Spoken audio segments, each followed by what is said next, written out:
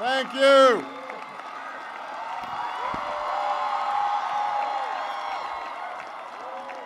Thank you very much. Thank you. Thank you, Hampton. Thank you, class of 2010.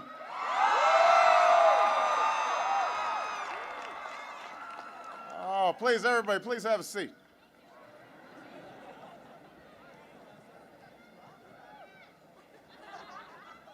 I love you back. That's why I'm here. I love you guys.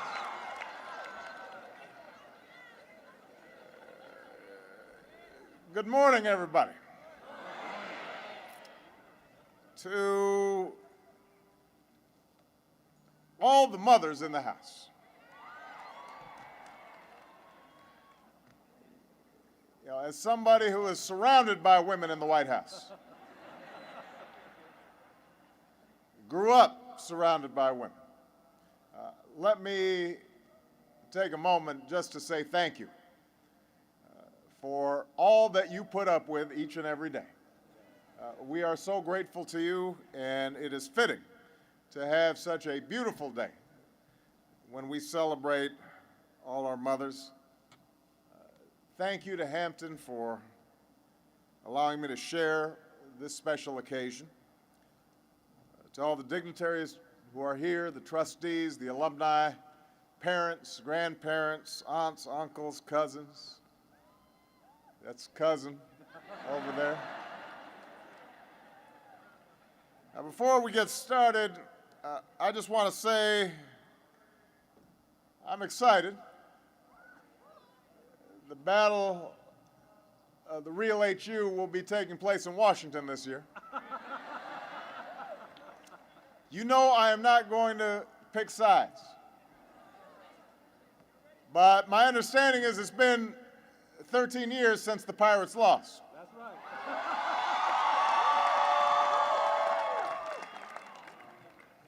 As one Hampton alum on my staff put it, the last time Howard beat Hampton, the Fugees were still together.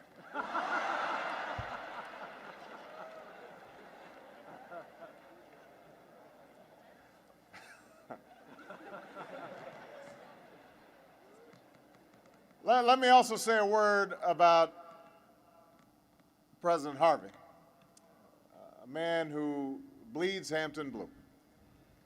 In a single generation, Hampton has transformed from a small black college into a world-class research institution. And that transformation has come through the efforts of many people, but it has come through President Harvey's efforts in particular. And I want to commend him for his outstanding leadership as well as his great friendship to me.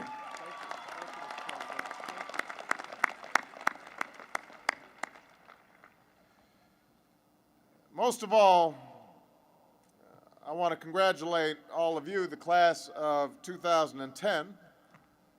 I gather that none of you walked across Ogden Circle. You did? Okay.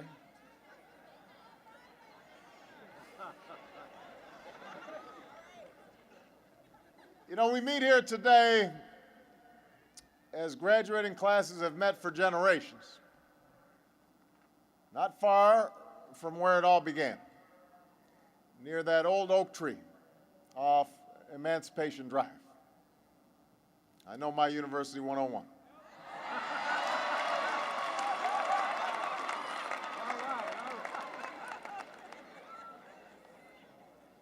There, beneath its branches, by what was then a Union garrison, about 20 students gathered on September 17, 1861.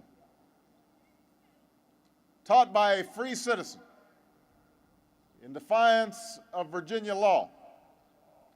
The students were escaped slaves from nearby plantations who had fled to the fort seeking asylum. And after the war's end, a retired Union general sought to enshrine that legacy of learning. So with a collection from church groups, Civil War veterans, and a choir that toured Europe, Hampton Normal and Agricultural Institute was founded here by the Chesapeake, a home by the sea. Now, that story is no doubt familiar to many of you, but it's worth reflecting on why it happened, why so many people went to such trouble to found Hampton and all our historically black colleges and universities. The founders of these institutions knew, of course, that inequality would persist long into the future. They were not naive. They recognized that barriers in our laws and in our hearts wouldn't vanish overnight. But they also recognized a larger truth, a distinctly American truth. They recognized, class of 2010, that the right education might allow those barriers to be overcome, might allow our God-given potential to be fulfilled. They recognized, as Frederick Douglass once put it, that education means emancipation.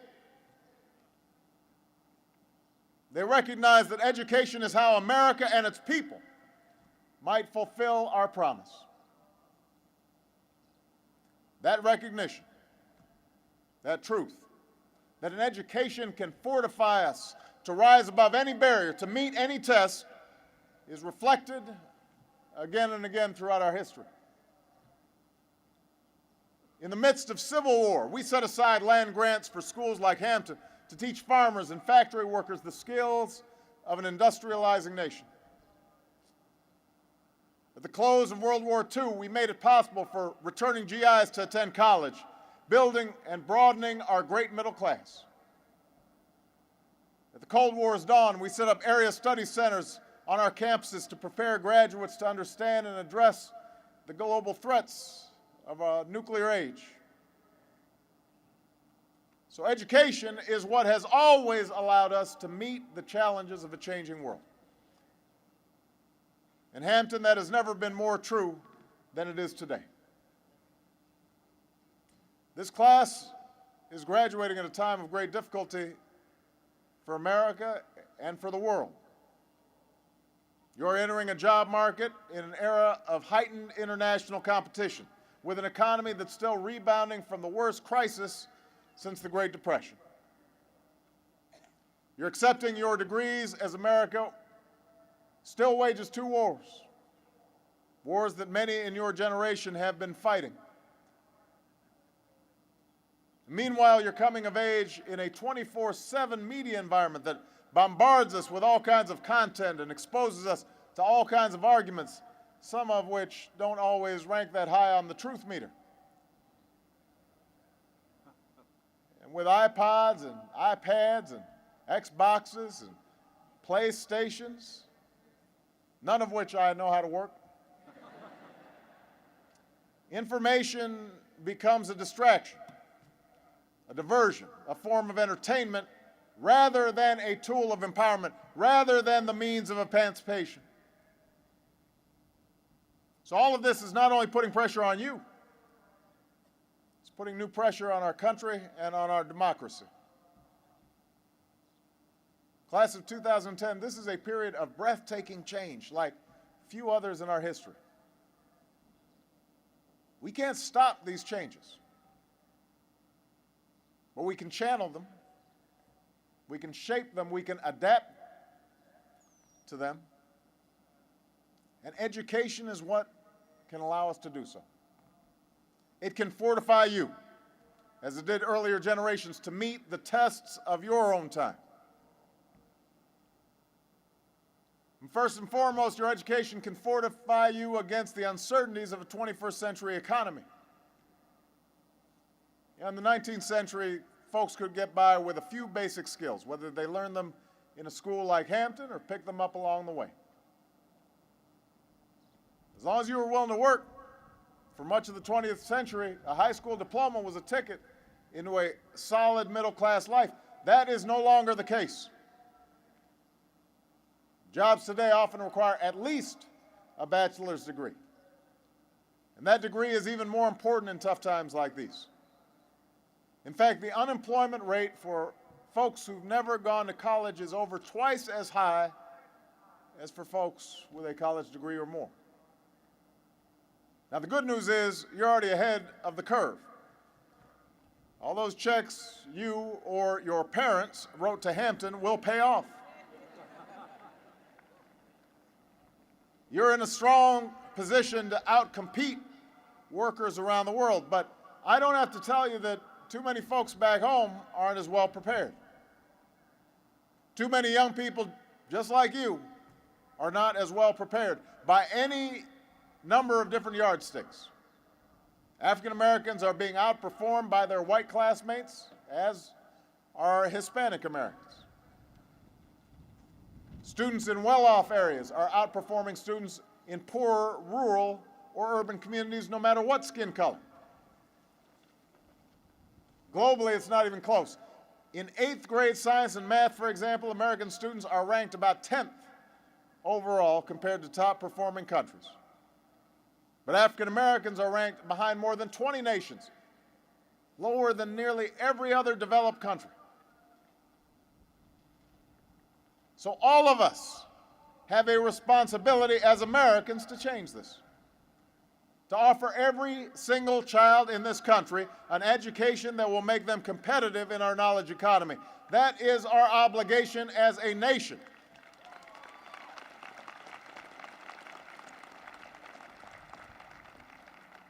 But I have to say, class of 2010, all of you have a separate responsibility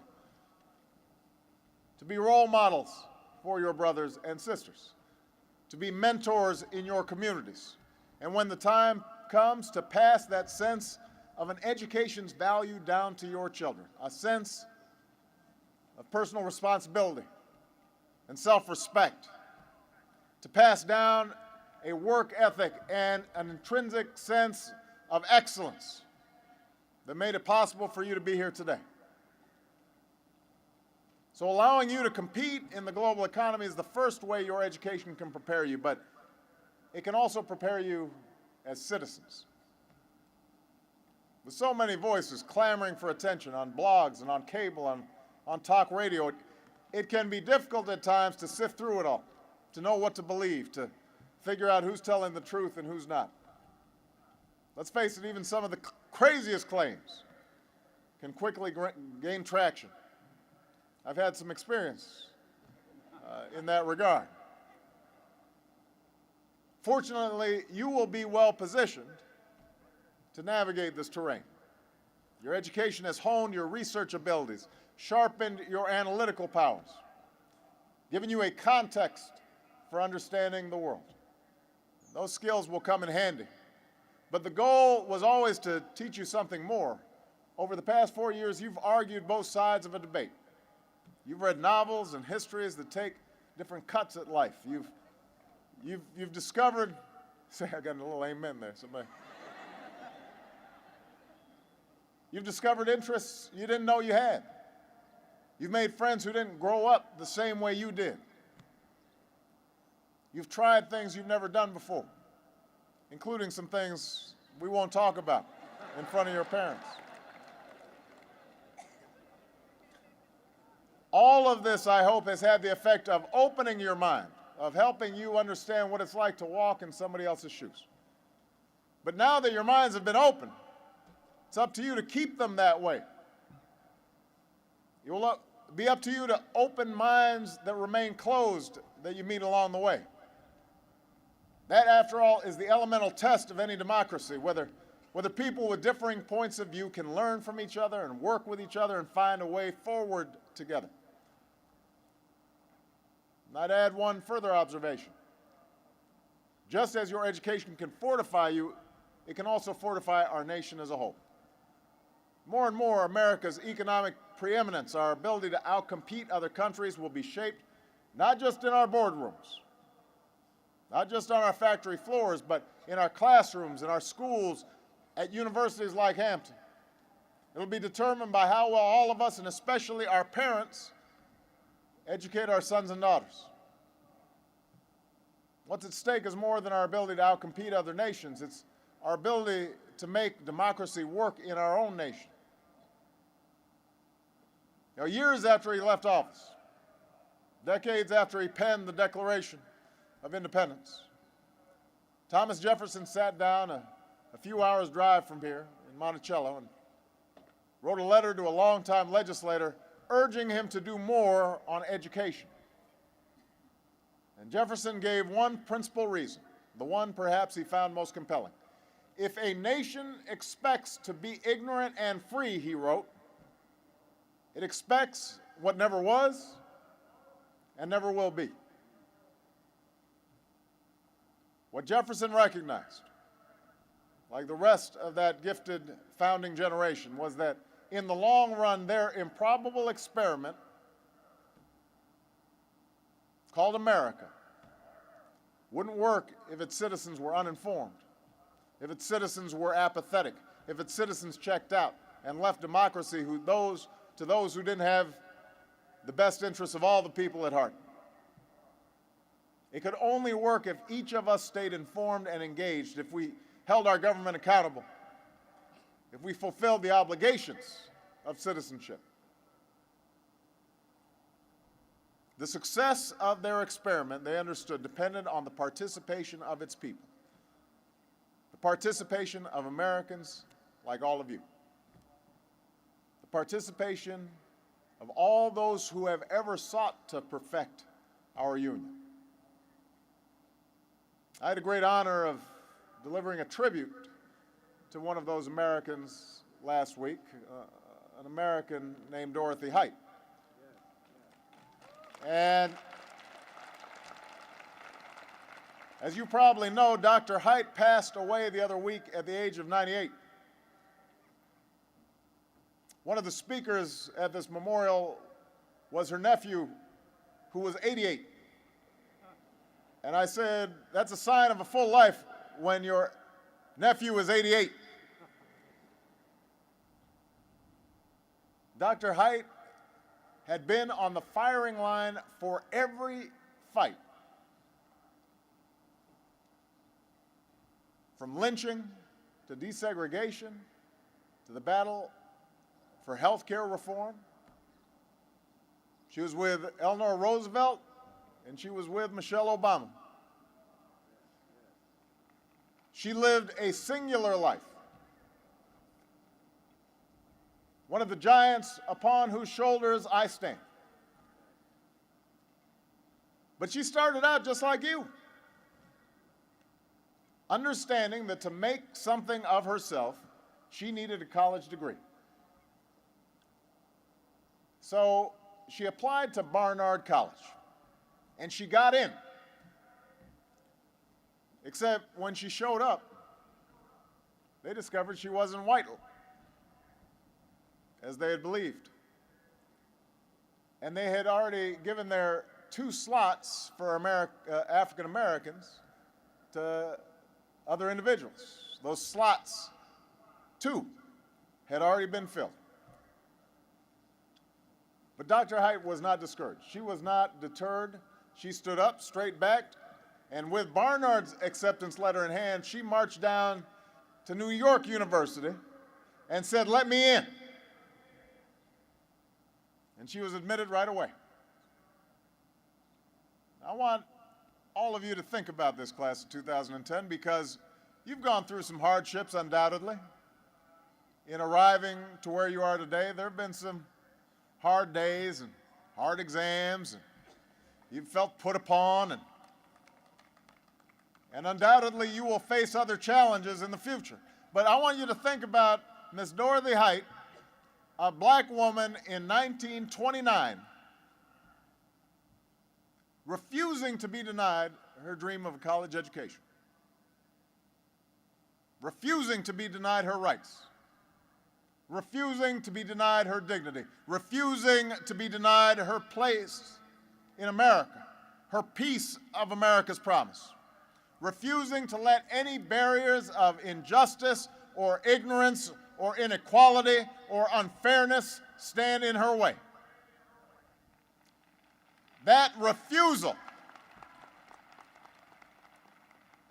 to accept a lesser fate, that insistence on a better life, that ultimately is the secret not only of African American survival and success, it has been the secret of America's survival and success. So yes, an education can fortify us to meet the test of our economy, the test of our citizenship, and the test of our times. But what ultimately makes us America, quintessentially America, is something that can't be taught. A stubborn insistence on pursuing our dreams. It's the same insistence that led a band of patriots to overthrow an empire, that fired the passions of Union troops, to free the slaves and Union veterans to found schools like Hampton, that led foot soldiers the same age as you to brave fire hoses on the streets of Birmingham and billy clubs on a bridge in Selma, that led generation after generation of Americans to toil away quietly, your parents and grandparents and great-grandparents and great-great-grandparents, without complaint, in the hopes of a better life for their children and grandchildren. That is what makes us who we are.